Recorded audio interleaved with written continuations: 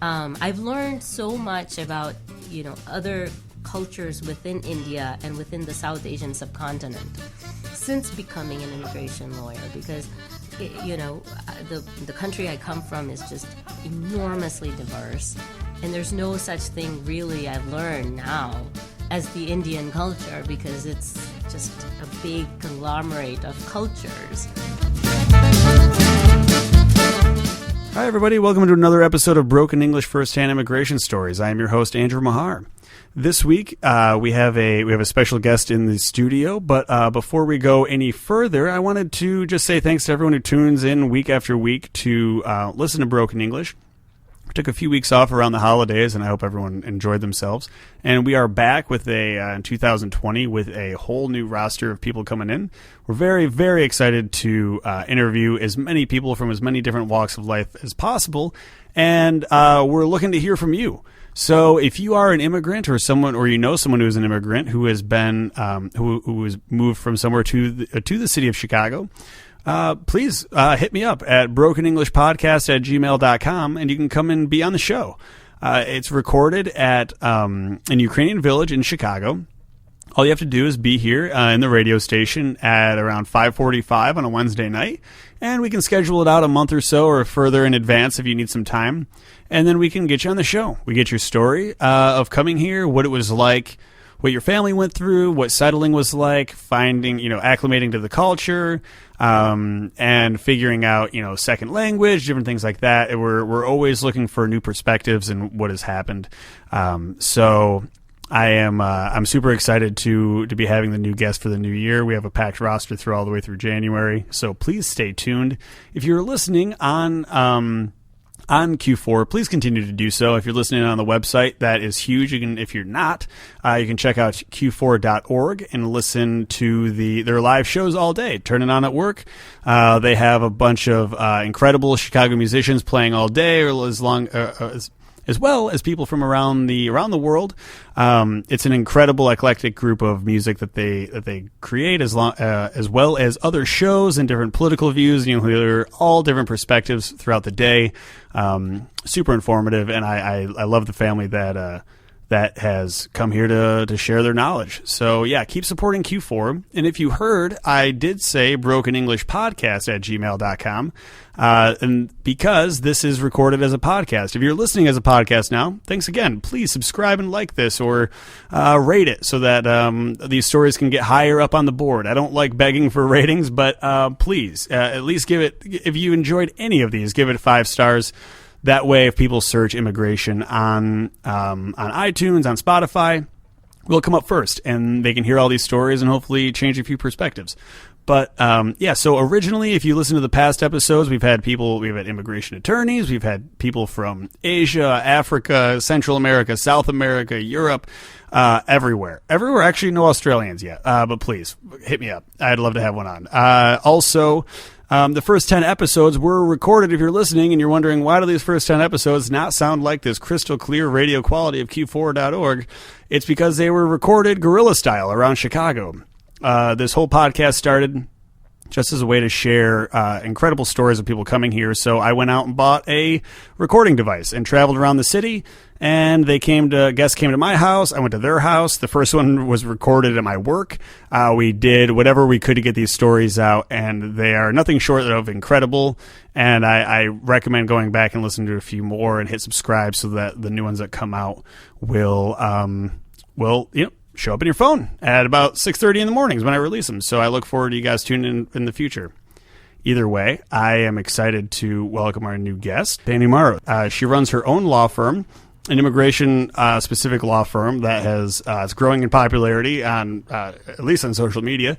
So this has been, I've been trying to round up as many immigration lawyers as possible to hear what their perspective is on the world. So where are you from originally? I'm from India, specifically Mumbai or Bombay, India. Awesome. Then how old were you when you came to the U.S.? I was 10. And is your whole family's here? My whole family from the father's side pretty much is here. Okay. So what made your family decide the United States? Well, my uncle, my dad's oldest brother came to the U.S. when immigration first was opened up for Indians in the 60s, I believe. And he came here as a student studying for his PhD, and then eventually became a citizen. And then when he became a citizen, he sponsored all of his brothers and sisters to come here as well. So for that reason, it took us about 10 years, because I know he sponsored in 81. And I'm giving away my age here, but I moved here in 91. Okay. And took like a whole 10 years for all of us to be able to come here in those days. And nowadays it's taking even longer than 10 years, but in those days the line was about 10 years long. And so in 91, when I first came here, I thought, I didn't realize that we were moving here permanently. So, because he was just going to come here for school? My parents said, well, we're going to try it out. We're going to try it out for a year. And I think in their minds, they probably thought about it that way. We're going to try out this new country for a year. That's a crazy thought. I go to try out new countries for a week, and I'm nervous about that. I couldn't even imagine trying a year. Yeah, that's awesome. So wow. And it took them 10 years to get everybody over here? Well, it took 10 years for the visa numbers to come. Okay. Mm-hmm. Gotcha. So they applied in 81, and then it took 10 years. They probably forgot about it by then. Do you know how much stuff has passed in 10 years? Absolutely. If I had sent in for something 10 years ago, and then I got a letter today, and then it completely disrupts my entire life. Exactly. Wow. You were pretty little, but do you remember the day? Like, do you remember the time, like when your parents talked to you about it? What was that feeling? What was that moment like when you heard about it yourself? Well, I didn't quite register it as anything really in my mind. I remember thinking about it, like telling my friends, like, I'll be back. Sure. Yeah. That's yeah. I hate to laugh at that because every child's like, there's no way I'm leaving forever. All of my friends from school. Yeah, exactly. It's like, no, I'm going to be back. And I told them, I said, we're going to go for some time. My parents said maybe about a year, and then we'll come back. And I said, okay, that's fine. That's fair. That's can go such a rational kid. That's fine. Seems fair. Wow, that's awesome. So do you think deep down they were just lying to you? They knew it'd be longer than a year? I think they knew that it could be longer than a year, but they also strategically kind of placed their bets, because what if it didn't work out? Sure. Yeah, right. You don't want to get too involved in a situation where there's no way that you could possibly not come back, or at least in your head you don't get all disappointed. Right. So I think they were just, trying to be safe on both sides. Like they didn't want to go there and then hate it and then have nothing to come back to. Yeah. So did they have to sell their property, or did they have to, when they moved, were they renting? What was the situation that they thought they might be able to come back to? Well, what we ended up doing, so because it was my dad, my, uncle, my aunt, everyone kind of were moving together. Between my dad and my uncle, they were business partners. They said, well, how about one of us sells a home? We have 2 business locations. We'll sell one of them. And so we have something left in case we need to move back. Gotcha. That's fair. And so did your dad, so your uncle came to the U.S. as well? Yeah. So it was, I don't know how many of us were there at the same time. But I remember there being more than 30 pieces of luggage. Wow. Yeah. That is always the killer for me, because I remember when my parents moved from New York to Tennessee, we had a truck. We had a semi truck full of, granted, not a bunch of good stuff, but a lot of things. A lot of things. And everyone's like, yeah, I came with a couple of suitcases, and then that's it. I'm like, everyone just had to start all over again, because all you could bring is what you could bring on the plane in your clothes, and maybe ship a box or something. But wow. So what was? Did you have to leave anything behind? Yeah, we left behind a full home, basically. We brought different clothes that we had made specifically for the U.S. Because over there, we don't have that cold of weather, and so I didn't really have any jeans. I didn't even own any jeans at the time, I remember. I didn't have any jackets. I didn't have long sleeve shirts. At least not more than one sweater, maybe. Yeah, why would you waste the time? You know? And so we ended up having to buy completely new stuff for the United States because we were coming in during the fall, so it was going to be winter right away. Wow. What is the climate in Bombay? Or like, what is the climate area? Like, what are you talking as far as summer goes? What's like summer the heat? is really hot. It easily goes into the 90s and the hundreds. Okay. And it's very, very humid. And then we have a monsoon season. So we have summer, winter, and monsoon. And winter is kind of like summer here. Wow. That is wild. So it just stays like above 80 all the time and it's just sticky constantly? Yeah. Some nights it might dip below a little bit. But yeah. Sounds like Florida. Yeah. Have you been to Florida? Yeah, it's kind of like Florida. It's kind of like where it just rains once a day, every day. Does it rain all the time, like in the tropical? No, only in the monsoon season. Sure. How serious is a monsoon? It's serious. Okay, because I've never experienced one, and I've heard monsoon season, but it means zero to me. You know what I mean? It'd be like tornadoes to monsoon season people. You know, like the people who have that kind of thing, where it's like, so what is that like? Would you remember like what it? I just remember pouring rain. Rain boots that we had to wear to school. I remember coming out of school where parents are waiting for kids, and it being sort of like a ceiling of umbrellas. As every parent's holding an umbrella, it kind of just shades the entire ground. Wow, how do you find your parent? You kind of duck beneath the umbrellas and start looking up. Because you're talking about a major city in India, so population-wise, it's like outrageous, right? Outrageous, yeah. Outrageous. Yeah, I could not even imagine. So what was that? So you grew up in a major city. Were you lived inside the city your whole time? Yes. And you said your father was owned a business with his brother. What was that business? So it was a book business. They had a small wholesale operation as well as a retail operation. Gotcha. And so what did they do when they left here? Or what did they do when they left there to come here? You mean like what kind of work? Yeah, well, when they shut that, like, because they had to shut the business down. They had to shut the business down. They sold the business, the retail, to another person. They shut down the wholesale. And then when they came here, they were looking for work for few months. My youngest uncle, who also came with us, he was a physician in India, so he was looking for residency and taking his exams and all of that. So he had his whole path cut out for him.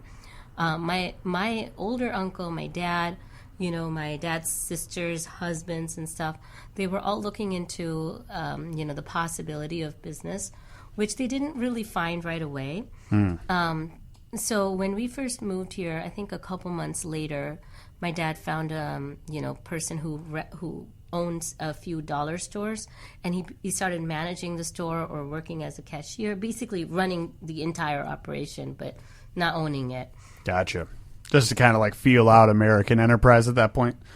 I think it was kind of like take what you get. Sure, yeah. Well, yeah, and that must be that I hear stories like that quite a bit, not just from the show, but like because I talk to taxi drivers, different stuff. I was in a taxi with a guy who was literally a rocket scientist, and then it just you have to come here and just do whatever you can. Right. That's the incredible side of all of it when you're like, wow, and then he had all this knowledge from all these years of running his own stuff, and then he's just at a Dollar Tree just trying to make it work. And so what was now you're mentioning your dad's side. What did your mom's side think or say, or what was that like when you guys were leaving them?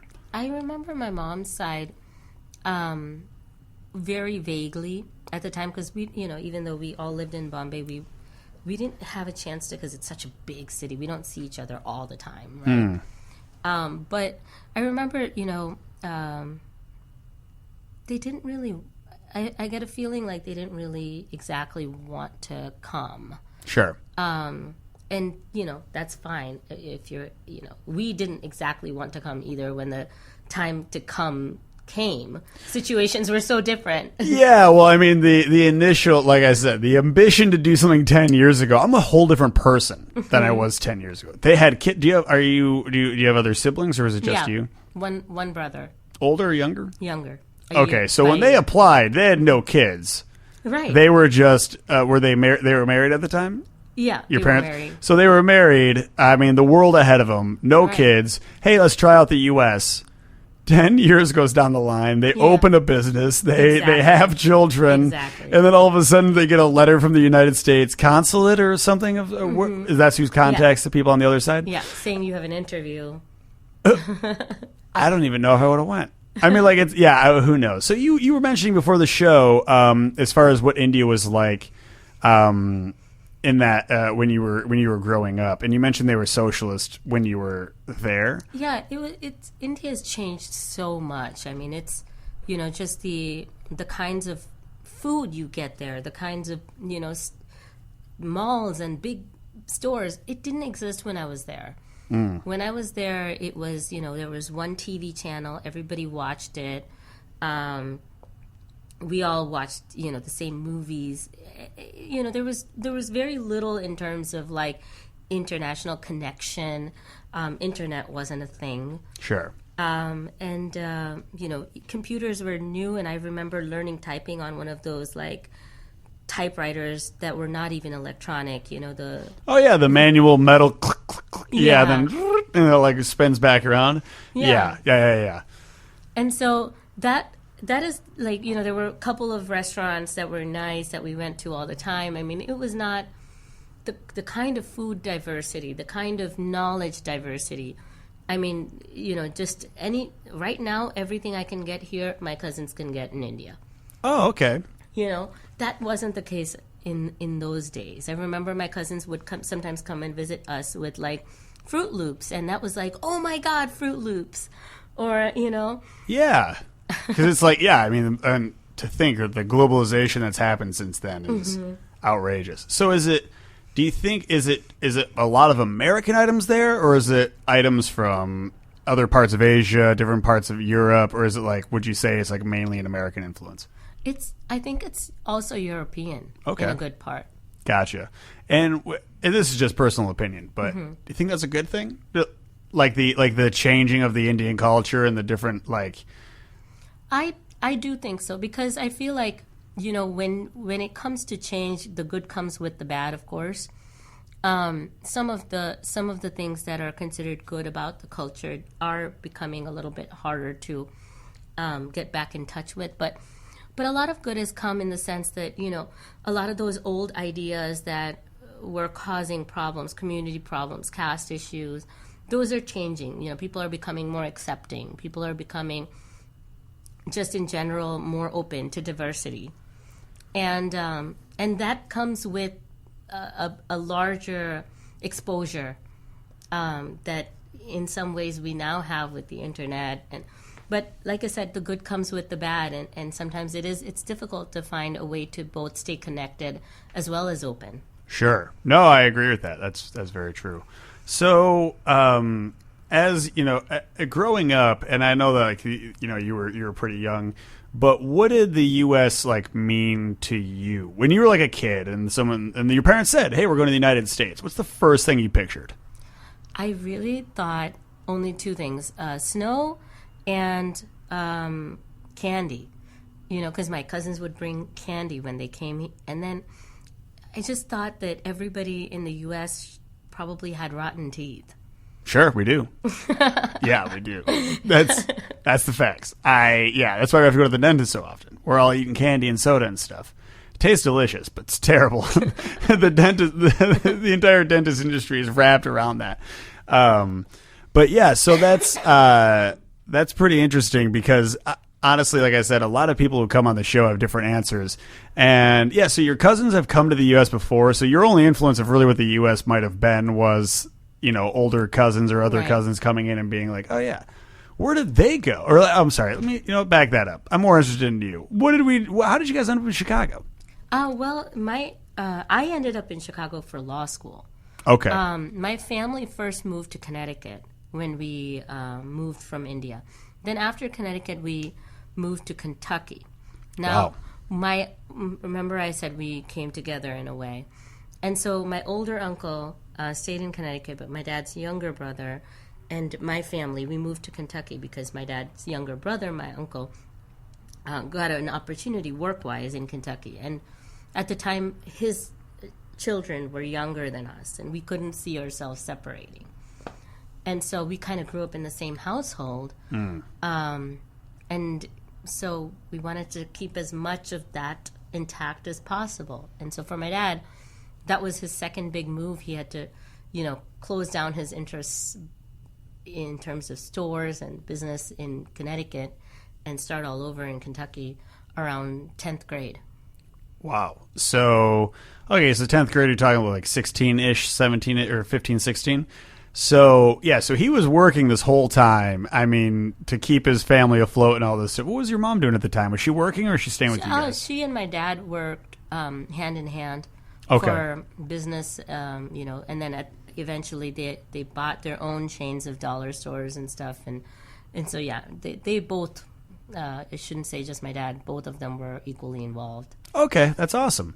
So then they had to give all that up. And why did they go to Kentucky again? Because my dad's brother got an opportunity. Your dad's brother, right, so they don't want to keep the family intact. I apologize. Yeah, so you guys all end up in Kentucky. What part of Kentucky? Do you know, like, what city? Owensboro, Kentucky. Okay, gotcha. I just happened to drive through Kentucky when I was going down to Tennessee, and there's some very rural parts. Were you in is Owensboro super rural, or was it? Owensboro is on the western border of Kentucky. It's on the Indiana. It's like a bridge away from Indiana, basically. Okay, gotcha. So what was, you were pretty young in Connecticut. When you came over here, so you guys all got on an airplane. Do you remember that, like, landing in Connecticut or landing in New York? What was that like? Well, I remember in the airplane, it was my first airplane ride ever. And it was like a 20 really hours. long one. Yeah. Yeah, you have to cross several oceans to get here. Yeah, a really long one. And I remember when we got at the airport, there was a snowstorm that was kind of going on in Connecticut at the time. And so I guess, my uncle thought that our flight would be canceled, but then it wasn't canceled. So we landed, but there was no one there to pick us up. So there was like 4 or 5 hours where they were still kind of trying to arrange or coordinate, like, somebody to get us in the middle of that. And I remember just being there with all the luggage and being super hungry. And in the airport, because my family's vegetarian, and so I asked my family, like, what can we eat? What can we eat? And they had Pizza Hut, and we could eat pizza, but I had not tried pizza before. And so I don't know why my dad said this, but he was probably thinking pizza pie. But I said, what's pizza like? And he said, it's kind of like cake. Yeah. Sorta. It's different. So I remember hating pizza the first time I tried it because I was like, this is the worst cake I've ever had. That's awesome. That's so funny. So yeah, that's a pretty poor description of what pizza. Has he had pizza prior to that? Probably not. Probably not, right? Because he's just he's got to give his kid some sort of answer. Yeah, probably not. Wow. So you show up, you had Pizza Hut for your first exposure to pizza. What a shame. There's so much better pizza out there. But back then it was probably still at higher standards. Now it's garbage. I hope someone from Pizza Hut hears this and changes the way they operate. But they are, yeah, so in this whole, that's so funny that you came in. But yeah, what are you going to do? Man, so your whole family they settle, they figure their life out, they're getting everything back together. They get an opportunity in Kentucky. They uproot you. You're in Kentucky. And at this point, so you're going down in some pretty formidable years. You're going down and you're like, if you're 15, 16, end up in Kentucky, how did you feel? You made friends. What was school like when you shifted from Indian school to American school? Well, when I first came to the American school system, I didn't realize how, uncontrolled it was. That was shocking for me because India still had very British influences in school. And so it was very the teacher tells you, you listen, you be quiet. Whereas here, it was kind of like, oh, what do you guys think? Raise your hand, participate. And I wasn't used to that. I was also used to having like 60 plus students in a class. So it was very much, the teachers used corporal punishment still. And I remember coming here, the teacher asked a question, and I guess kids just answered from their seats, but we were supposed to stand up and answer. It was considered rude to answer from your seat to a teacher. So I stood up, and I remember that being one of my first culture shocks because everybody started laughing. They're like, oh, no, you're supposed to sit down. Why are you standing up? Yeah, there was a lot of even like old school stuff where growing up, you're supposed to, even American schools used to do that, where I think you had to address them as like, like a superior type deal. And it's like, you never shake a hand sitting down. You never, like, there were rules that like, rules for men type deal. Like you always stand to present yourself, different stuff like that, introduce yourself. And so, yeah, I think that does get lost in the school setting. I think because they're like a little soft, because they're kids, they're like a little soft. They're like, we're not drill sergeants here. Yeah, whereas, exactly. Apparently, India in the early 90s or early 80s were definitely a little harsher, I suppose. Is it still like that, you think? I mean, have you been back? It's changing. Yeah. Have you been back to India since? I have been back, but I mean, not into the school system, but I hear a lot from like family and friends about the new systems, and it's just it's changing very rapidly. Are they afraid? Are they like scared that it's going down the tubes, or in a positive way? Oh, no. It's mostly positive. I mean, I hear mostly positive things about like the opportunities that kids now have. Instead of just, hunkering down and memorizing, they now participate in things like sports and, other activities, which is, I think it's good. Yeah, no, I think having well-rounded kids helps. It helps if you can take your mind off of stuff for a little bit. You got to walk away from some stuff every once in a while to really get the broader picture, I think. That's awesome. So you're going through, and so did you speak English before you came here? Yeah. Okay. So my education was in English. Really? Mm-hmm. Because it's still British. Like, so you spoke 2 languages your whole life, or did your parents spoke, or like? Oh, so I know there's like 40 languages in India. 5 languages I spoke. 5 languages. I had a gentleman, Harman, from India as well, who was from the further west by the Pakistani border, and he said he goes there's a huge thing about it because people people said, oh, you speak Indian. It's like, no, and he laughs because he gets it. I didn't get it until I did a little more research, but there's 40 plus languages around the country. Mm-hmm. Just depending on what area you're in could be a whole different situation, a whole dialect, a whole tone, different change. If you talk about dialects, it's more than 200. Wow. Probably 40 plus major languages. And so, I think 13 official languages. I think official is supposed to mean singular. How do you have so are they like states within India that are claiming official languages for that region? Yes. Oh, okay, gotcha. So that's how. So they've just divided and said this is official. Yeah, and government procedures also, depending on which state the government procedure is being held in, usually will have at least 3 or so languages. Wow. So when I took a trip to Europe before, and everything is in 5 languages. Like most museums, touristy stuff, because they know people are from all over the place. So they kind of do that. So in India, is there like multiple languages stated on public things so that everyone kind of knows, or do people just know their major languages in their area? So people growing up will always know the major language in their area. They'll usually always also know their mother tongue that's spoken in their home, the cultural language.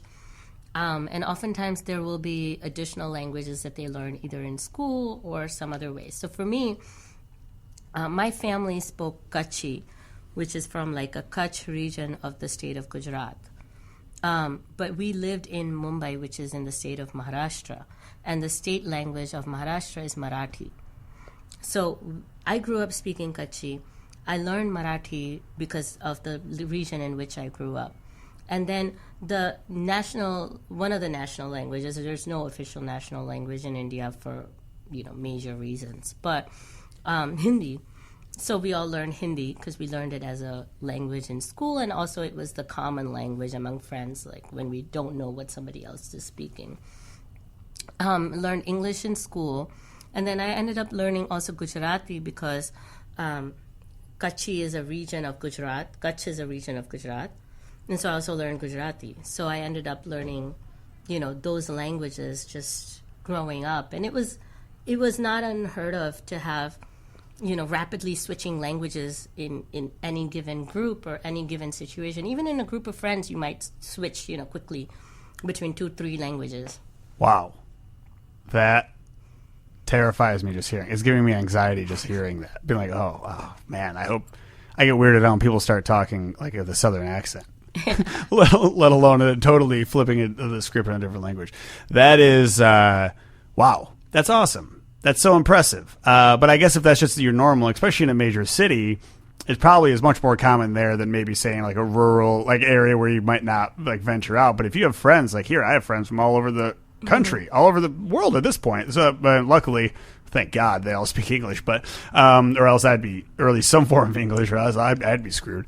So 5, have you been able to keep some of them up? Like all of them up, or like what's your what do you, if you had to say what your grip on the language is now, how many do you still have? I guess I've lost my grip on Marathi, but I do have still I regularly speak Hindi, I speak Gujarati, I speak Kutchi, and English, and now I've picked up a little bit of Spanish. So wow.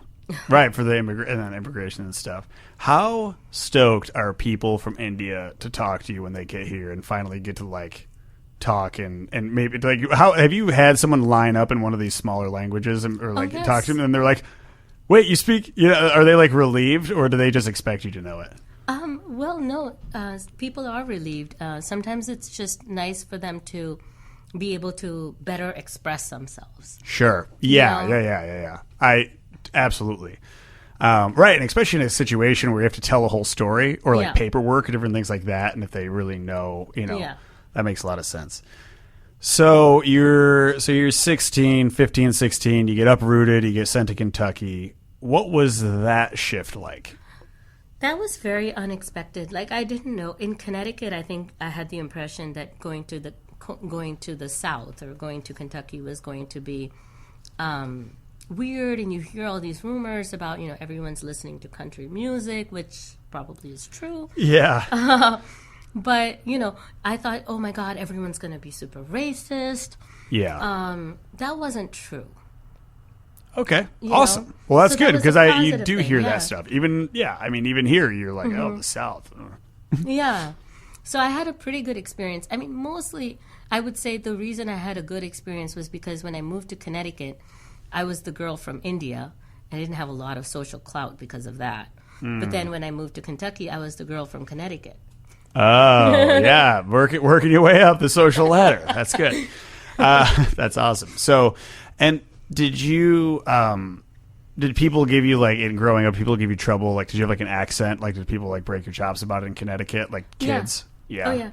The main, I think I lost most of my accent kind of organically. But I remember having trouble with V's and W's still, because there's no differentiation in Indian languages between V's and W's. And I remember one time somebody was just like, no, it's what? Kind of like frustrated at me, like, why don't you get it? And ever since then I got it. Yeah, well, I have to just get yelled at as a child. But was it an adult or was it another kid? No, it was another kid. Oh, okay. Why were they so mad? Maybe they were just tired of hearing that. How tired? You guys were all so young.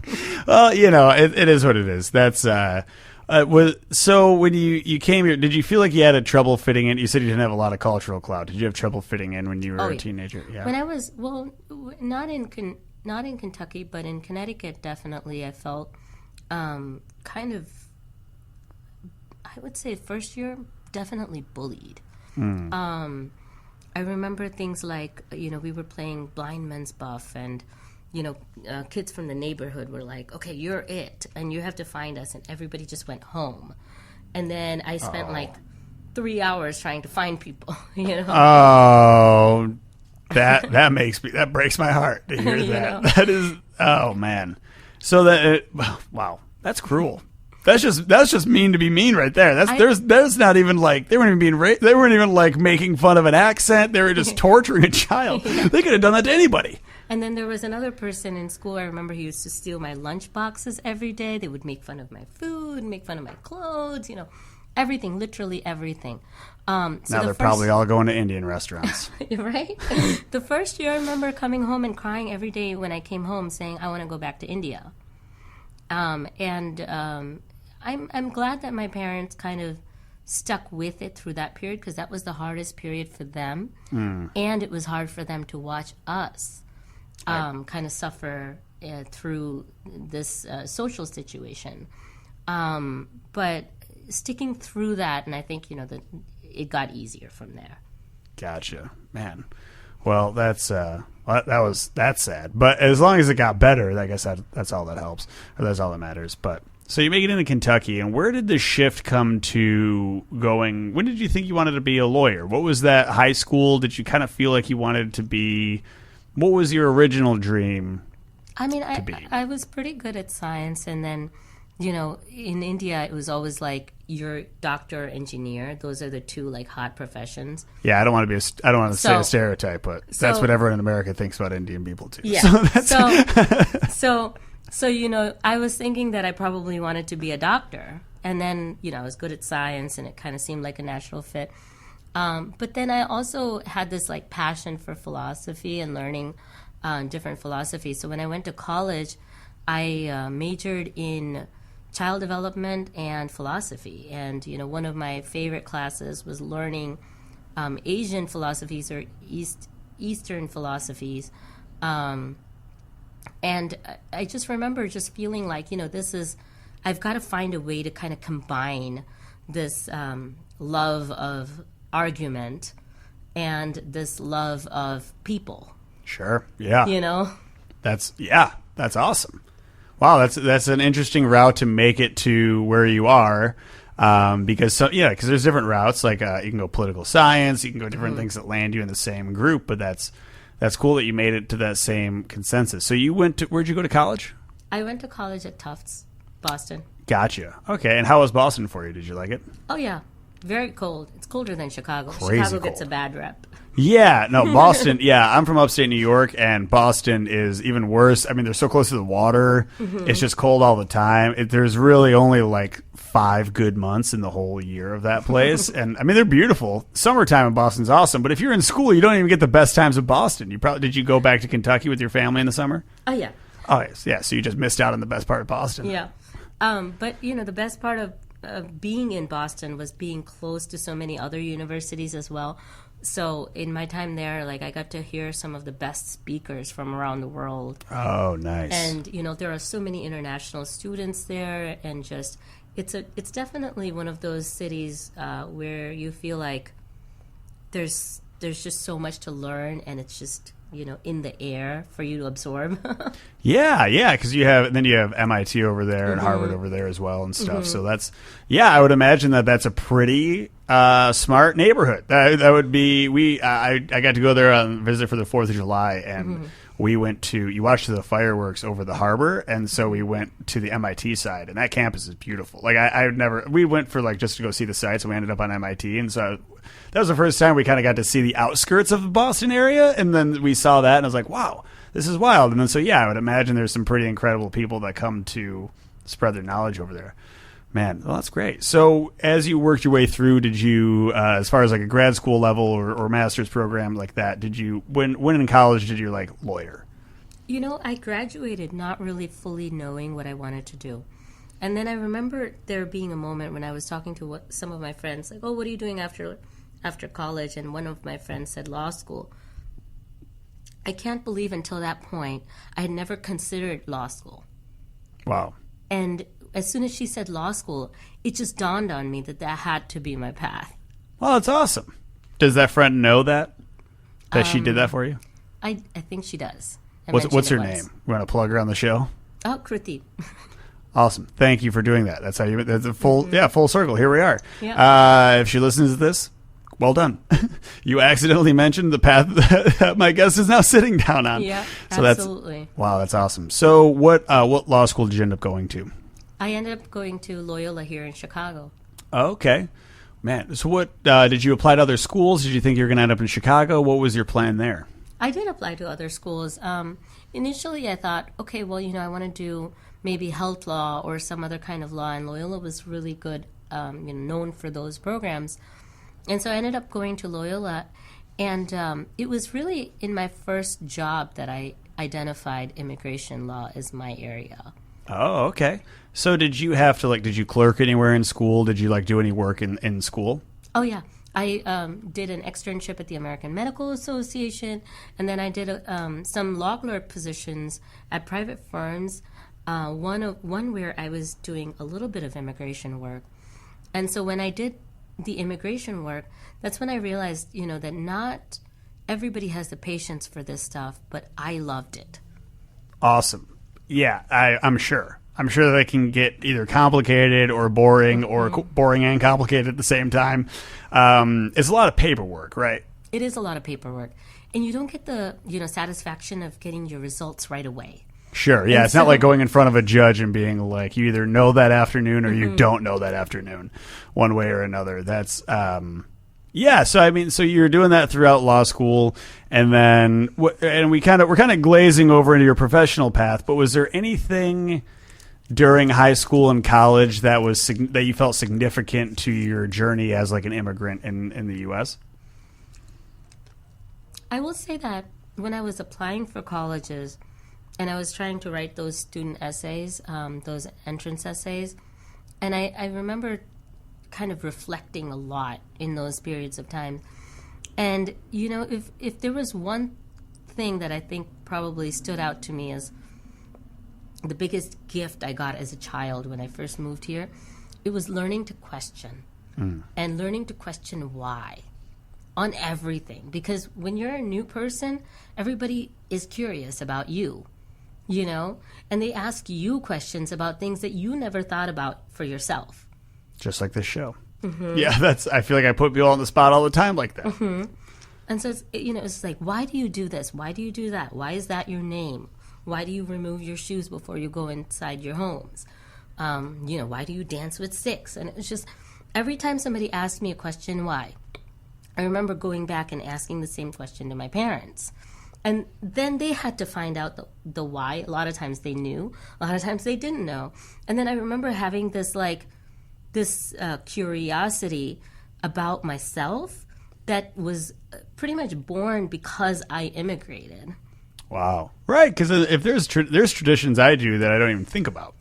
Why? Yeah, and then in the Western culture, where something that you're super familiar with, or your parents have been doing since they were a kid, all the way up, and then all of a sudden that's very interesting. I never thought about that. No, that's an interesting answer to that, because that is that's huge. I would imagine, especially because some cultures can be so different, or things, especially in the U.S. where we're the melting pot, but we always kind of mild down, what some things are, for instance, I can't, even food, just food alone. If I go to an Indian restaurant in Wicker Park, I'm not getting the Indian food I'm getting in Rogers Park. Oh yeah, sure. And just because they're well, you know what I mean? Well, it's a bunch of white people. What are we going to do? Kill them? And it's, but you can go and kill yourself up in Albany Park or something and get some of the really authentic stuff. But it's the same idea of everything just kind of gets. So that's cool that you were able to kind of. Did you feel like your family was trying to keep traditions up? Definitely. I think that's definitely one of the things that they were actually successful in, because we moved together as a group and because we stuck together even after we moved. So one of the things I often feel there's so many misconceptions about immigrants and immigration. I'm sure you encounter so many of them here at this show. And, one of the things that really does tie immigrants together is this experience of immigration. And, I call it the immigrant experience. And because I shared that immigrant experience with my family, that ultimately bound us together closer. That's awesome. And so in some ways, that closeness, that extra closeness, was what really got us through the tough spots. And even now, even growing up, I remember, if I had been through a course or a class, and my cousins or my brother were going through it, I would be the first person they would ask, Dhenu, what is this class like? What is this teacher like? Can you tell me, how to do this or what to do, or can you proofread my essays? And, and I just remember that, like, community spirit, that's really what I think is the marker for success when it comes to immigration, because you are coming in a completely different environment. You're starting all over. You're losing all those things that you were good at back there. All of a sudden, they may not be that important, or there will be other things you have to get good at. Yeah. No, that's true. Yeah, that's interesting. And as a person who is on a bunch of, as I mentioned before, on a bunch of Facebook groups and stuff, so I can kind of introduce the show to people if they want to be on it. I see a lot of people do that. There's this group on Facebook called Immigrants United, which is huge. There's like 1,000 plus 1,500 people on this, where they're going on as all these visa questions and all these people about, like, oh, I'm stuck at the border, or I'm stopped here, or my aunt uncle can't come over. Does anyone know what this is? And it's oddly specific stuff. And it's one of the only groups that I've ever been involved with on Facebook that gets 30 to 50 answers. Because it's like, because so many people have been through oddly specific, like a previous guest I had on here, Jake, the immigration attorney, said, he goes, just the alphabet soup of visas, right? Where you go through like A through like K, and then all the way through there, and then the numbers that break down there from there. So I'll hear these like really obscure situations, and there's at least 3 answers. And then the really common ones, people are just flooding them with information because they want to help. And that's, I hate the fact that the process has to be so complicated, but it is cool that people who have been through it want to just jump out there and help. Especially in those situations, because it's terrifyingly hard. And as someone who hasn't had to go anywhere, I absolutely I can feel, as even an outsider, how difficult it sounds scary to be like just that vulnerable. And then even like your parents, who have to like probably put on a super tough face, even though they're sitting there terrified. Yeah. And it's like, how are you going to tell your kid everything's going to be fine when you don't know if it's going to be fine? Like, you're going to make it. Of course you're going to make it. No one's going to die. But like, it could be very tough between A and B. Right. So that's huge. And I do hear a lot of different misconceptions of what people thought the U.S. was going to be like. And then they get here, and the bonding process over the American dream is real. Yeah. It's real. Did you, and I ask this, did you know about, like, we call it the American dream here, but is that like known elsewhere? There's such thing as the American dream? Did you know, like? I was too young to really know a lot. Sure, 10 is super young. Did your parents come here and think that they were going to, like, did they have this mindset of like America is where you go to make it or something like that? I think we in America think about the American dream as being a real thing more so than people outside of America do, frankly. That's a fun propaganda scheme right there. I think people from outside of the U.S. oftentimes come for different reasons. I mean, some people are definitely coming to escape, poverty, escape persecution. I mean, real threats to their life in some cases. But other people, like my family, didn't come for a specific reason because we didn't think that we were lacking for anything. Gotcha. We came here because my uncle had applied for us, and it was a once in a 10-year opportunity for us to try it out and see if it's actually going to be better. And we had heard that the school system was better. And so probably, because my parents wanted us kids to go through a better school system or have better opportunities, they went through this process. But they themselves weren't lacking for something specific to have to go through this. Sure, yeah. Whether safety, security, or even just fulfillment in general. I mean, they had the kids. They seemed business wise, money wise, seemed to be doing all right. If they're running a chain of stores or running their own situation over there. Yeah, so that's interesting. Yeah, that you say that, because and it really is. Sometimes I ask that, and now that you say that, it's like a lot of people must not know, or must not care, or like it literally is just like, oh, America, I have to go, or like, especially if in the immigration side, if you start hearing some of these horror stories of like places that people are escaping to, this seems like it's going to has to be better. Yeah. There's no way it's as bad as the, like war-ridden parts of Nicaragua or like stuff like that where they're like, we have to go. But wow, that's incredible. So where'd you work? What made you shift to immigration attorney because you were looking into healthcare stuff? What made you realize that this is what you wanted to do? And then how did you end up into your own practice? I realized it when I was at the American Medical Association, and I had to sit through a conference on healthcare law, and I realized that it just wasn't capturing my attention at all.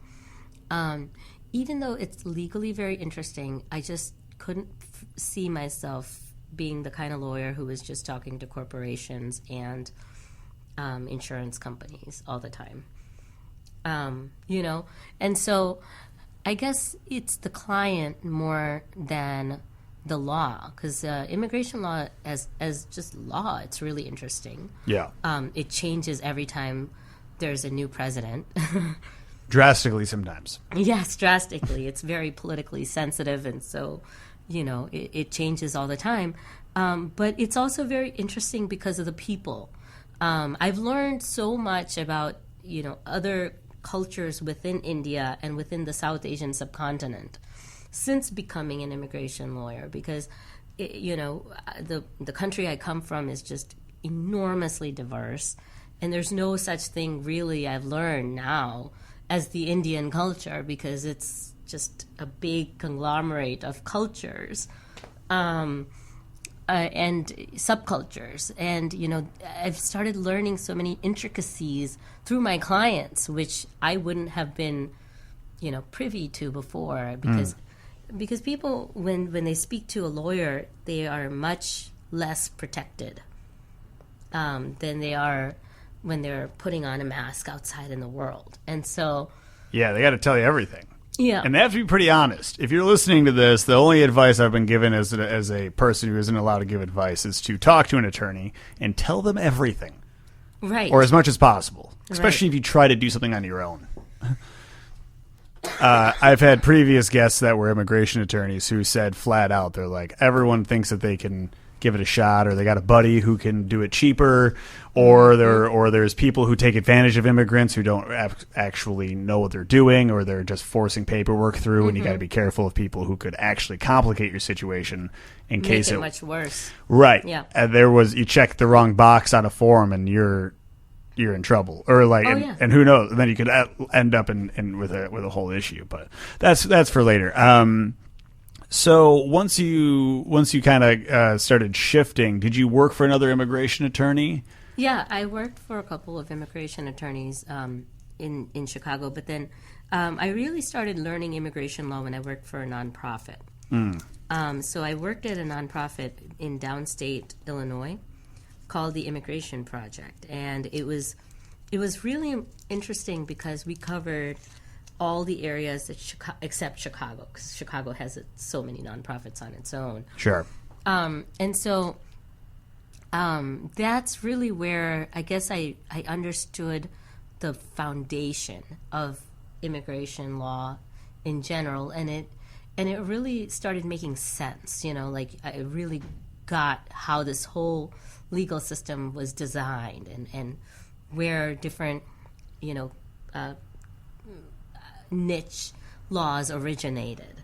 And so after working a couple of years in the nonprofit, I felt like, okay, I have a pretty good understanding of the legal stuff. I can never, even now, say that I know every single possible law there is, in the immigration world.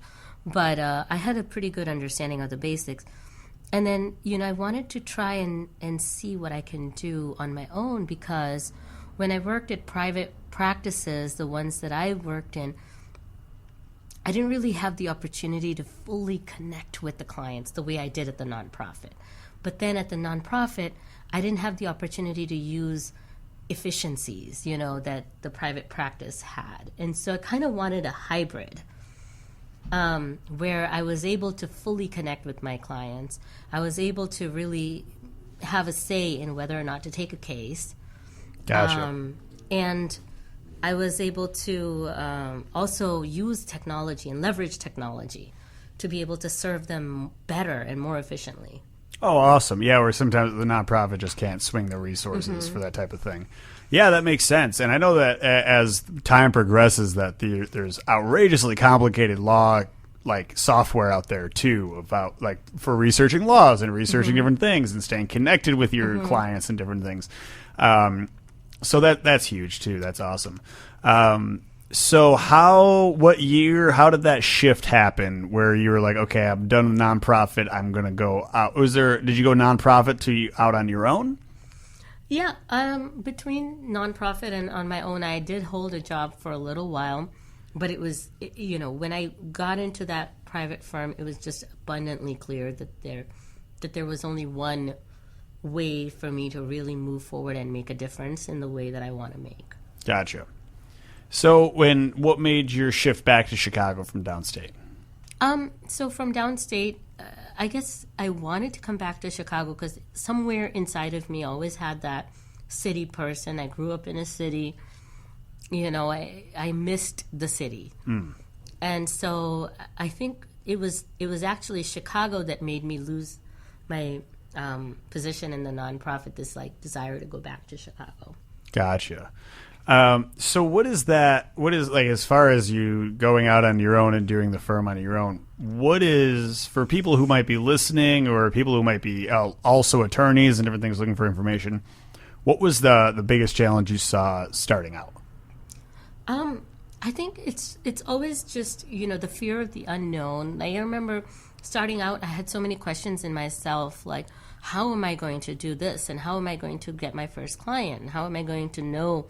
What if my first client has a question that I don't know the answer to? Am I going to sound stupid when clients call me on the phone and I can't like whip up the answer right away? How am I going to make the financial commitment that I need to in order to start a firm? And you have all these questions about choices. Where do I want my firm to be? And what kind of message am I going to send if I'm located here versus there? Gotcha. So when you were settling down, did you have anyone to go to for advice? What was, and we've kind of skipped your personal life here. Yeah. What's going on in the background while you're doing all of this? Yeah, in fact, one of the best investments that I made in myself after I made the decision to start my own firm was to get a coach. And because law school doesn't teach you business. Right. And, there is no way you would just know the answers to all these questions. And what I realized was that by trying to copy other lawyers who've done it, I would not be as successful because the whole driving force for me to go out on my own was to create a law firm that really represented me and my values.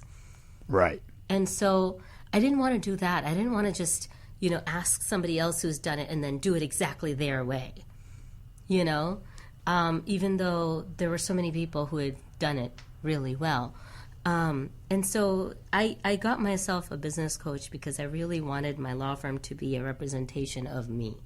Yeah, and then they can kind of personalize it based on all their knowledge to make sure that you're getting everything in. That's huge. Are they expensive? What's like? I mean, we don't have to like drop numbers here, but did you find it more reasonable than you thought it was? No, I found it way more expensive than I was prepared to really budget.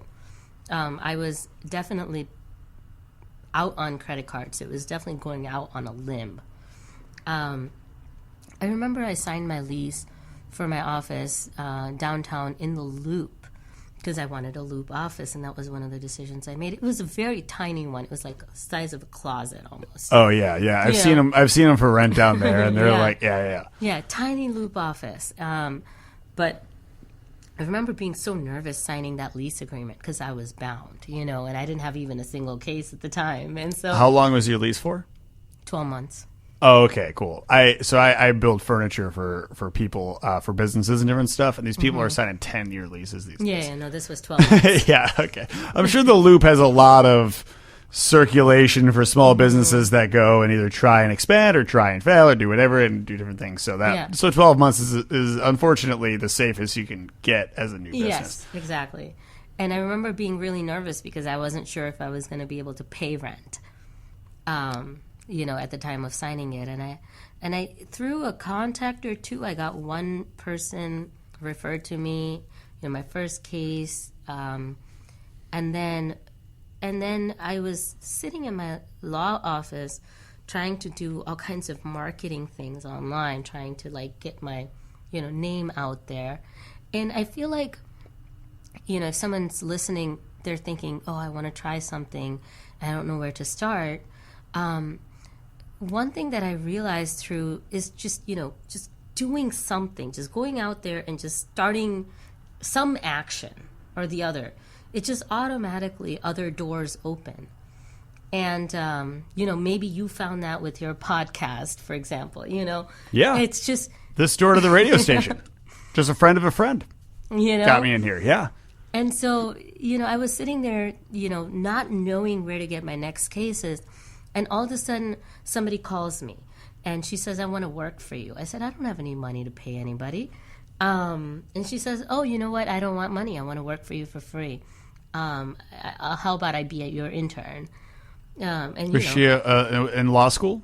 Not in law school, but she was she had just graduated from undergrad. And so... Oh, okay, gotcha. So undergrad. Okay, gotcha. Yeah. And so I said, I don't have any money to pay you. And she says, I'll work for free. And I said, I don't even have any work for you to do. Because I'm at this point where I'm looking for work myself. And she says, oh, that's perfect. I'm like, what do you mean that's perfect? And she says, I don't really want to work that hard. I just want to get out of my house. No, she says, you know what? I've wanted to become a lawyer, and I really wanted a lawyer who's just starting out so I know what it's like just starting out. And so she's like, I'll do whatever you need me to do, even if it's just organizing the office. That is outrageously lucky. Yeah, and so she joined. And when she joined, I remember having 2 files in my filing cabinet. It was like a small little filing cabinet.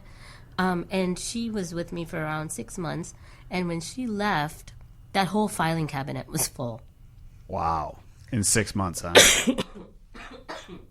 That's some fast turnaround. And when you hear stuff as far as like law firms picking up pace and different things, because as I mentioned, my fiance is a family attorney, and the influx of cases that sometimes happen depending on whatever can happen, that's wild. Mm-hmm. So were you able to handle those all on your own? Were you were just alone with this other assistant, or did you end up getting like a paralegal or do anything?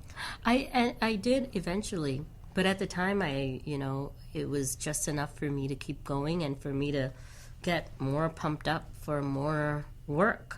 Yeah, that's awesome. So your first 6 months were, you'd call them a success in that case. Oh, yeah. Yeah, that's wild. So where did your magical assistant go? She just went on about her life after that? In fact, she graduated from law school, and now she's very successful, happily married, and working for a very nice firm. So I'm happy for her. Good. Yeah. Awesome. And what is her name? Does she want to be plugged on the show? Janelle Harrison. Hi, JT. I hope Janelle's listening. And that's wow, that's so awesome. Mm-hmm. So that's so cool. She went and saw it, and then she got the influence, and you clearly had a positive impact. What school did she end up going to? Do you know? Vanderbilt, I think. Oh, okay, cool. Yeah. That's awesome. So your first few months seemed to be going well, and then when did you? Were you juggling personal life with all this stuff? What was your story going on in the background there? Yeah, I mean, I was married, in a not that great of a marriage, so gotcha. There's definitely the personal life going on.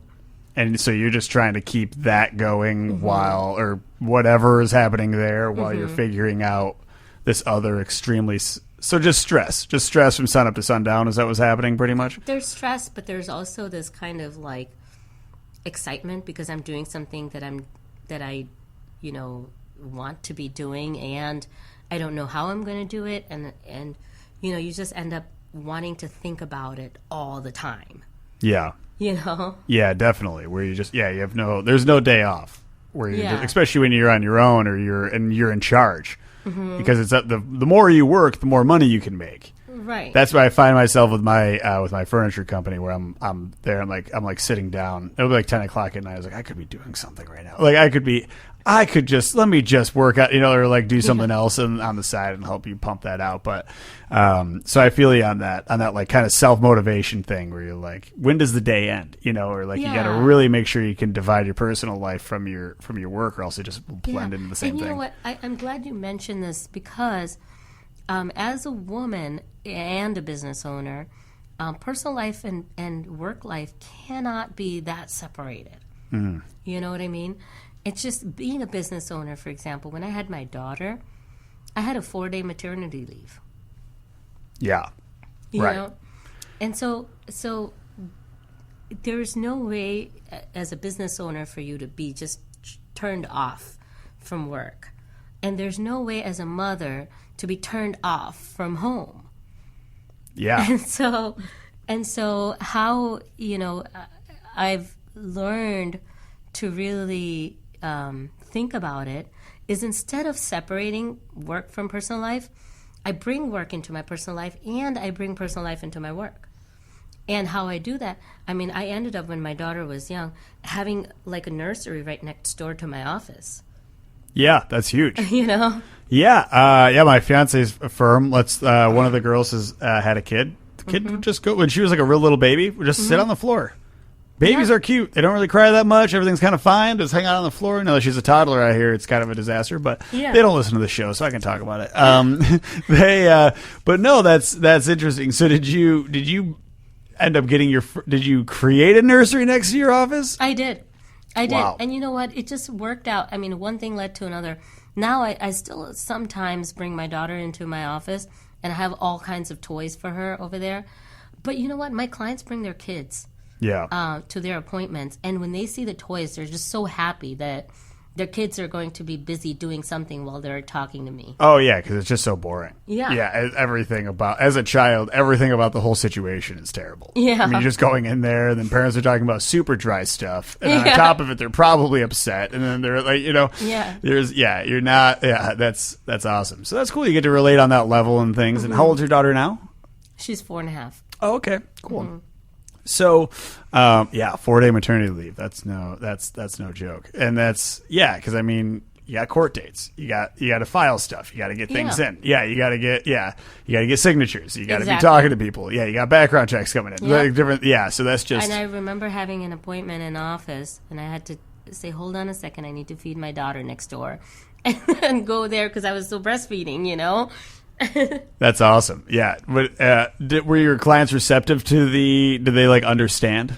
I think clients do. I think in a way, I think it helps immigrants feel more like they're talking to somebody who understands their life. Sure. Yeah. A human. Yeah. A human.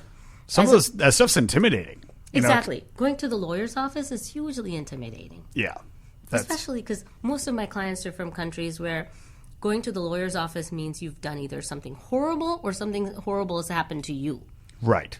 Yeah. Right. It's never just, let me go see it. Yeah. It's not like a yearly checkup where you're like, let me go make sure all my vitamins are good. Like, yeah. It's definitely a big issue.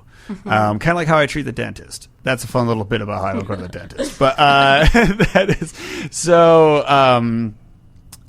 So when you're now that your firm is growing and taking off, where would you say? It's been clearly taking off at this point, but what was that growth like? Do you have other attorneys working with you? Is it just you? What's the situation? It's just me. I have a couple of staff members full time, and then I have a lot of support staff that's not full time, but they're on as needed. Somebody to do my accounting, somebody to do my web paging. Sure. Somebody, so little pieces here and there to kind of just prop us all up. I really like the size of it, more or less, because it allows us to be flexible. Yeah. And then what I've learned, too, is that, if there is ever a need for more support, I can always get contract assistance, for that period of time. And that period of time may be coming soon because April is H-1B season. What does that mean? Let's talk a little bit about that. What is H-1Bs? Is that like pilot season in LA? Oh, I don't know. I don't know. Oh, well, pilot season's when a bunch of stand-up comics and actors run out to LA to try to get on pilots. And then they go out there for 3 months around October, I think, and then they all fail and they all head back to their home states. Well, H-1Bs are very, very interesting visa type. But the reason I say season is because the numbers for each year for how many H-1Bs are allowed, there's 65,000 bachelor's level or above H-1Bs allowed, and then 20 additional thousand master's level or above. And so there's a very specific number of H-1Bs allowed each year. And that year opens April 1st. Okay? But those numbers run out in the first week. Sure, because there's so many, and then it goes per country, right? No. H-1Bs are not per country. Those are green cards that are per country. I'm sorry. That's why I brought in the profession. H-1Bs are not per country, but it's only, the opening period is like a week long. All the numbers are almost always out, and usually they are out by a lot, so there's a lottery. Gotcha. So what is it? How early do clients, if someone was listening to this, does it make sense to come to you beforehand to get your, so like as soon as that thing opens at midnight, you can like hit enter on the website, or like what's the deal of how do you get a number? You want to talk to a lawyer now. I mean, okay. January and February, really. Sure. Because at the same time as H-1B season starts heating up, lawyers start getting booked up too. Right. Yeah, it's like tax season where I try to call an accountant and they're like, no. I'm like, oh, no. And then I end up with some guy out of state. I don't know what's going on. It's super detached. Also, if you're a small business owner, get an accountant now because the good ones are getting snatched up for tax season. Yes. But also, aside from all of that, so continue on with this. So what is the process like for that? So the process is kind of changing this year. This is going to be the first year they're introducing this online lottery pre-H-1B application. So people will know before they file the full petition whether they've been picked in the lottery. So I guess that's supposed to be a good thing, except this is the first year they're doing it, so there's still a lot of question mark about how smooth this all will be. Do they charge? Because I know to enter. Do they charge money for the pre-application as well as the application? I don't think, at least not significantly. Okay. When you say not significantly, what kind of numbers are we talking? Just a couple of digits. Okay, gotcha. Just a go. If that. Okay, gotcha. If that, so not a significant amount. Yeah, nothing crazy. Nothing like if it was like filing like several $100s each time you got to go and do this. Yeah. Okay, gotcha. So, I guess that's nice because in my head, I'm just picturing the U.S. just pocketing a whole bunch of extra cash for 2 steps in the whole process. No, this part of the process I think is not intended for. Like a money grab? The money thing. Yeah, because if they don't pick your number in the lottery, they're supposed to return all your, H-1B fees anyway. Really? Yeah. Okay, gotcha. Man, okay, good. Well, that's cool. So you can just try again next year. Yeah. Or in the year after that or whatever. So they take in so many that they know. So there isn't really a line. They just take in so many that everyone's just drawn out of lottery anyways? Right. Okay, I was just making sure I understood that. Yeah. Cool. So... how much of your business is centered around that type of filing? It depends on the month, basically. But yeah, a good percentage of February, March ends up getting tied up in that kind of filing. But a lot of our business is actually family based. A lot of our clients are people who have come here on either some kind of visa or without a visa, but they're married to a U.S. citizen, and then they're wanting to apply for permanent residency through their marriage. Gotcha. Okay, so, and that's pretty much, that's like the rest of your year when you're not.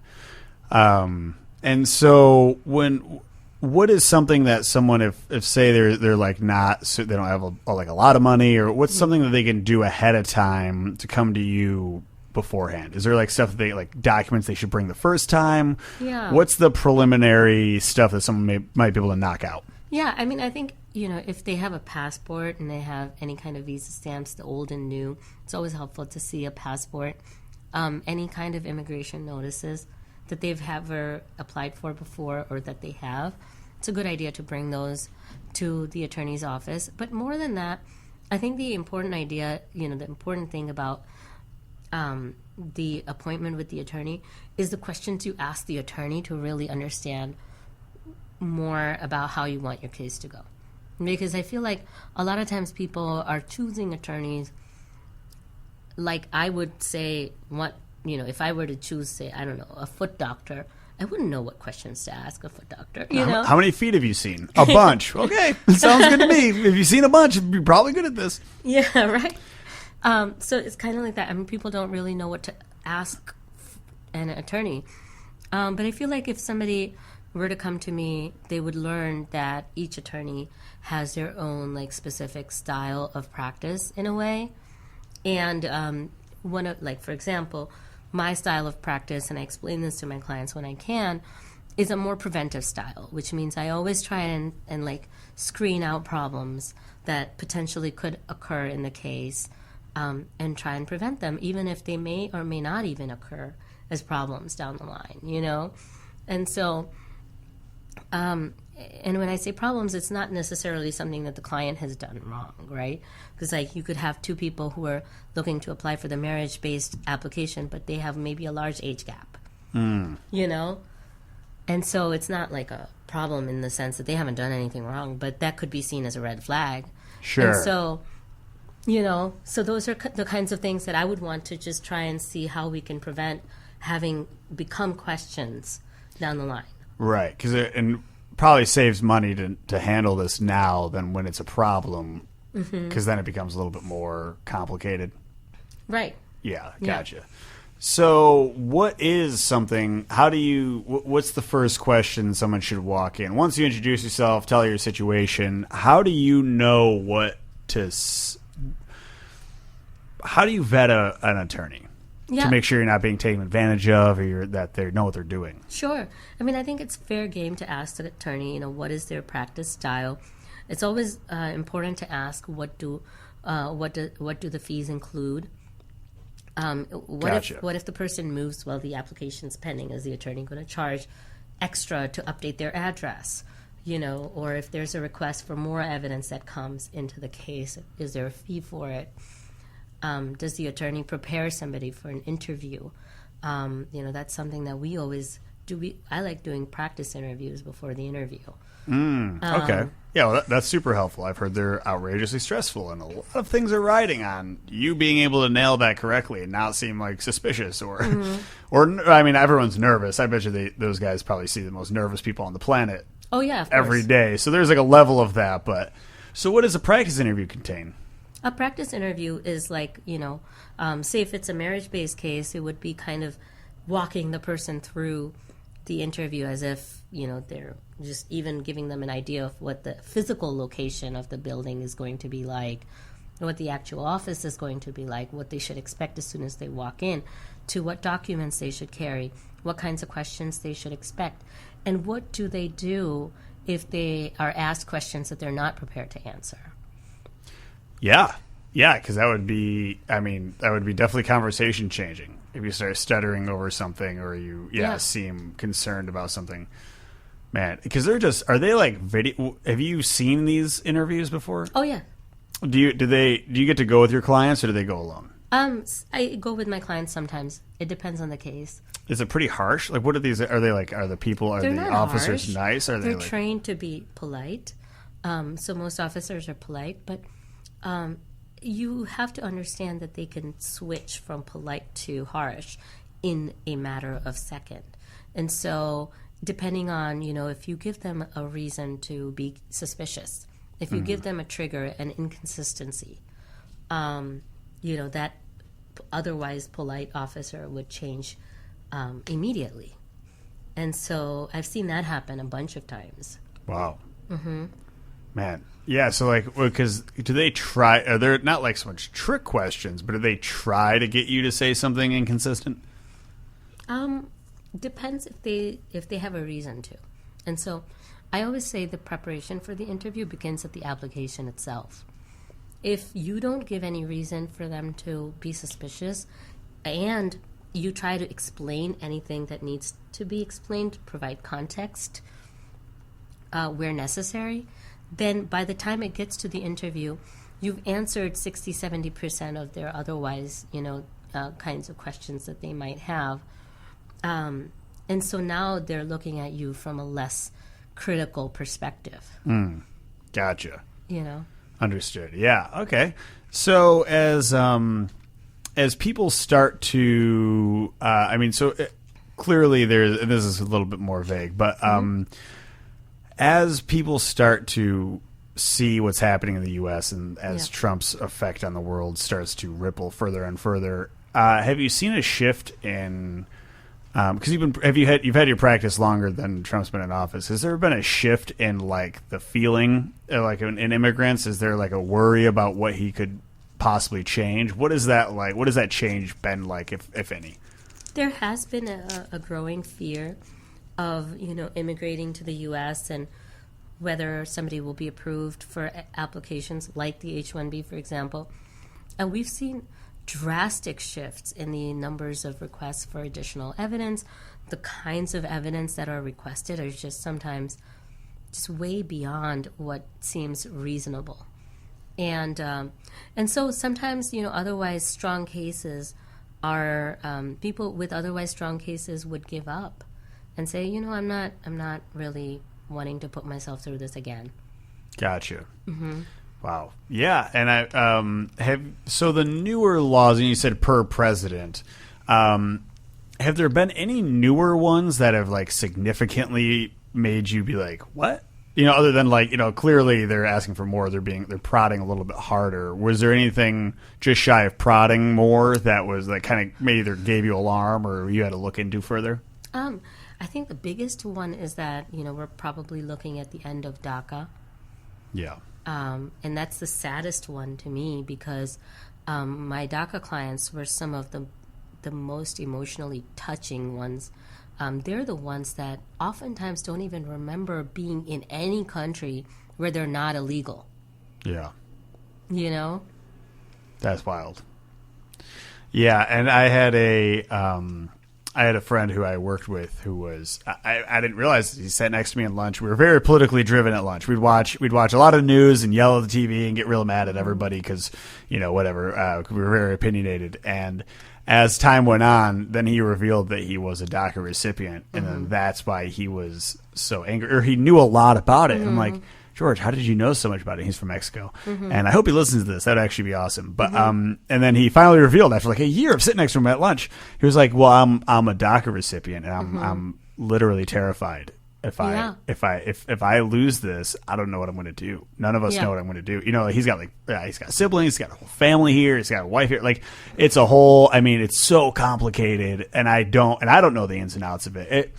If you could, in a little bit of a synopsis, what's kind of happening with DACA? If you could kind of summarize it was an executive, order, so it was given by the president. It wasn't a change in the law that went through the Congress, and so a president could simply, rescind the executive order or issue a different executive order.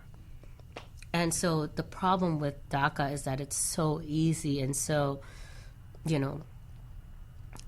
so much in the hands of the president to be able to unilaterally either give it power or take it away. Gotcha. And so, and this is just pure opinion, but if it's why hasn't Trump just scrapped it yet?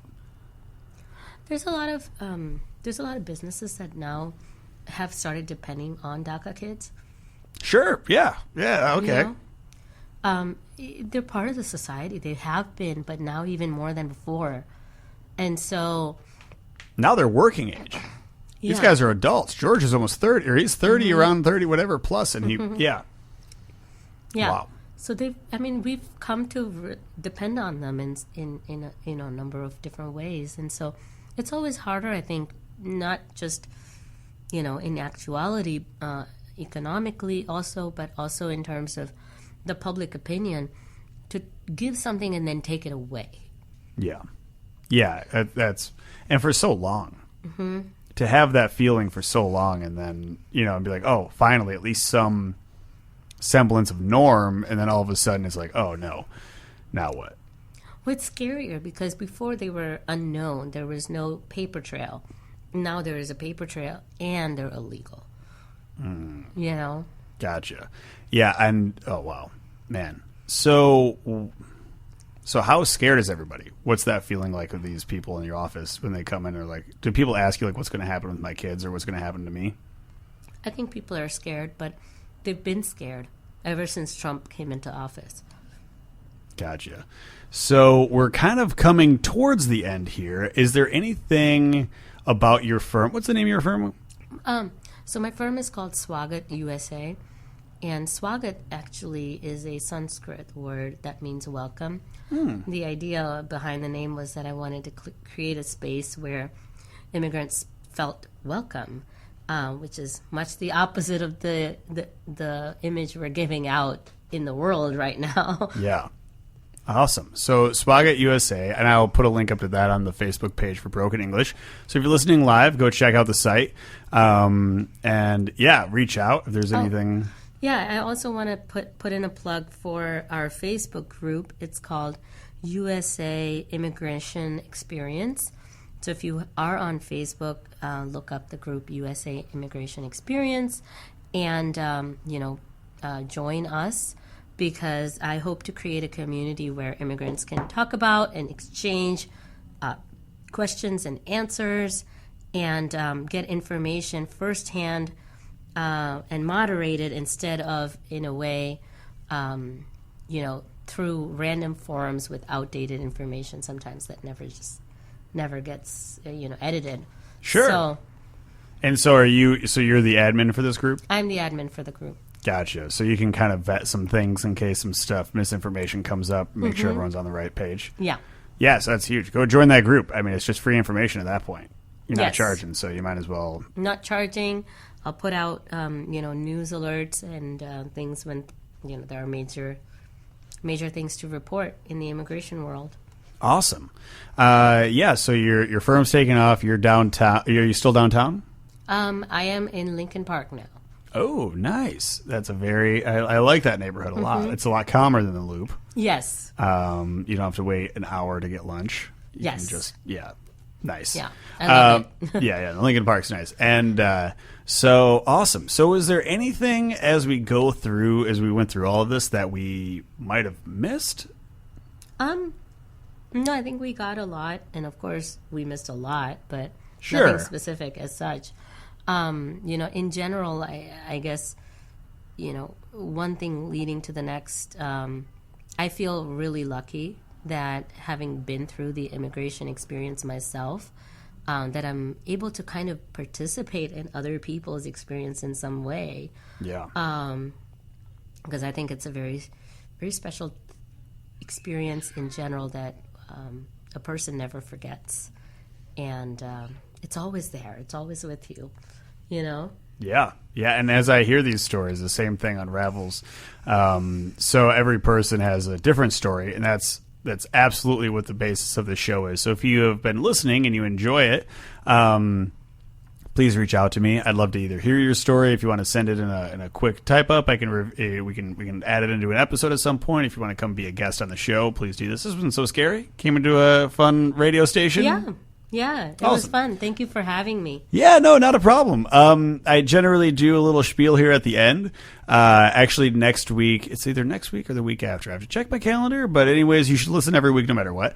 If you've listened before, a few weeks ago, I had a gentleman from who remained anonymous, but he's from Iran. Okay. And he was actually pushing to keep green cards equally spread out across the countries. That's the push to send a bunch of green cards towards India for 10 years, and then the legislation, and because he was a doctorate, or he held a PhD, so he was like, well, we want to make sure that all the greatest minds in the world all kind of can still come to the U.S. So that was his pitch, and it was an incredibly moving episode, and I'm actually gonna have him back on. He said that he made some serious advances. He had issues with the United States is like with the government. He literally went and was talking to senators and talking to people and like helping lobby on his own just to talk to people. And he's coming back on the show next week, and things have gotten complicated with Iran. Oh yeah.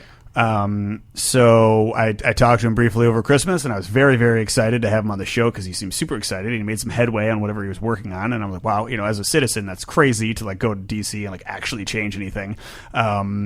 Or at least help and influence legislation.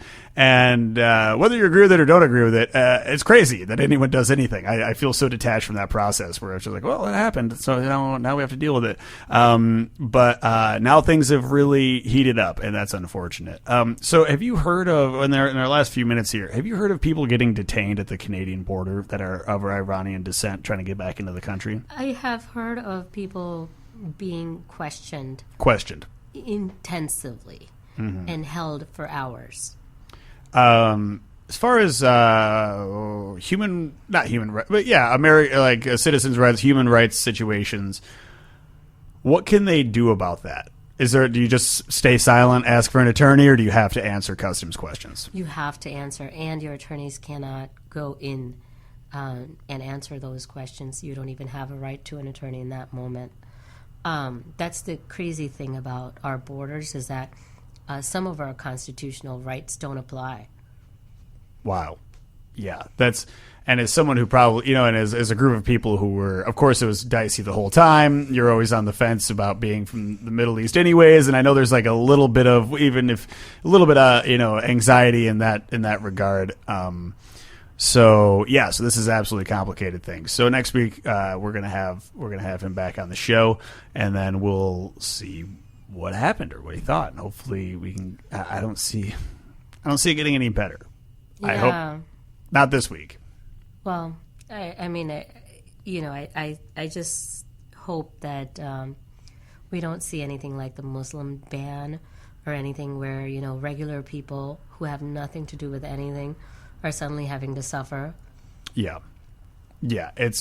And then those stories too about people being trapped, and there's literally a guy trapped in an airport for like 3 months because he couldn't go back to his country, and then he couldn't fly into the United States, so he was literally trapped in the international terminal of an airport for almost 3 months. He had to like eat and sleep in there because he had nowhere to go, and he didn't have money for an attorney. I will say, one thing that I really appreciate about the U.S. is that the lawyers actually have a say in some way. Like during the Muslim ban, during that time when people were being detained really for ridiculous reasons, and you saw lawyers making just a drastic amount of difference. People were, I myself went to O'Hare, and we were, camping out at night, there for family members or anybody who came out to get firsthand accounts of people who made it through those questionings. And then you saw, lawsuits after lawsuits being filed to hold the system accountable. Yeah. And, sometimes people have, a tendency to make fun of lawyers, and it's just crazy because in countries where lawyers are not empowered, it's mob rule in some ways. Yeah. And, you see more rogue politicians being able to just get away with more. You know? Yeah, and it truly is incredible to have seen that story unravel. Wish it never had to happen. But on the flip side, even as we talk about like Jake and both Beata, previous guests both were involved in O'Hare, and both were there. And I don't know as far as how that whole thing happens, but the side of all of that aside, I don't know. I don't even know the first thing about how to make change as an attorney up there. But they're there. These guys woke up. They stayed up. They slept in the middle of the day. They went up there at nighttime. They were there. I mean, on the as far as protesting, as far as waiting, as far as helping, as far as advice. It really is incredible to see a bunch of people who don't have to help. Well, I think it's also, because we all kind of end up being the voice of people. We're the ones who hear these stories day in and day out. Yeah. Firsthand accounts, and all of a sudden, I mean, that's one of the reasons I wanted to come out here and speak to you, Andrew, is because I feel like, I hear people all day, every day, and I hear firsthand accounts of real pain. And it's about time to really, come out, and hopefully somebody or the other who doesn't understand what immigration is about, maybe listens to this before they participate in the political process. Yeah. And I try my best. I mean, if you've listened to the show in the past, I try my best not to push my political views on people, but I also, you gotta vote with your heart. I don't care what aisle you stand on or what color you represent. This is, at a certain point, you just got to take a step back and be like, is this really what's best for the planet? There's actually a pretty deep cut theory about how the president of the United States should no longer be elected by U.S. citizens, and they should be elected by other countries as a collective world vote, because our president has more effect on other nations and people than we actually know or realize ever in a day-to-day basis. Which is very interesting, and I know that really pisses people off when I say that, and I'm going to keep doing it because I really kind of think that theory is funny. But it's it is what it is, and you can come at me on Twitter. I'd love to discuss that. Broken English pod on Twitter, and let's get angry about it. But also, seriously, I do appreciate you coming out and sharing it. And SwagatUSA, did I pronounce that correctly? SwagatUSA, yeah. SwagatUSA. Check her out if you're looking for an attorney in Chicago. I mean, this season it's getting pretty crazy, I guess, as we're coming up on H-1B season. But if you, I encourage all the attorneys I have on here. They always seem to be, it's not like I know how to vet an attorney, which is why I ask. I always invite as many as possible to get everyone's perspective. And so I'm a pretty good judge of character. I say go to SwagatUSA if that helps. So we'll see. But I do appreciate you being on the show. Thank you so much. Not a problem. And if you are listening and you are an immigrant or you know someone who is and would like to be on the show, please contact me at brokenenglishpodcast@gmail.com and email me a time frame of when you'd like to be on the show. You just have to be in Ukrainian Village in Chicago on a Wednesday night around 5:45. We'll get you in the studio. We'll get you all set up, and then we can record your story, and then you can have it forever. You can remain completely anonymous if you'd like, or we can shout your name for the rooftops. I'm not here to get anyone in trouble. I know there's documentation issues. I know there's people who would like to speak out who are afraid. I'm no snitch. They just have to start breaking fingers for me to start telling names. So, which I don't think will happen. And if it does, you'll know firsthand. But no, I'd love to hear your story, and so would the rest of the world. So please reach out to me. Also, if you're listening on Q4 Radio, continue to do so. If you're not listening on Q4 Radio, check it out, q4.org, or you can check out brokenenglishpodcast.com. And you can go through the page. I'm updating it as we speak. Well, not as I speak, but when I get home. And then we can get more information out. And then her website will be on my website as well. And then you can check us out on Facebook and different things like that. Once again, please, thank you so much for listening. Rate and subscribe to this podcast in whatever form you have. And I look forward to the next episode. With anything else, thank you again for being on the show. Thank you. Thank you to everyone listening. I just hope that, you got a little bit of perspective, and, feel free to contact us and join our group if you need anything else.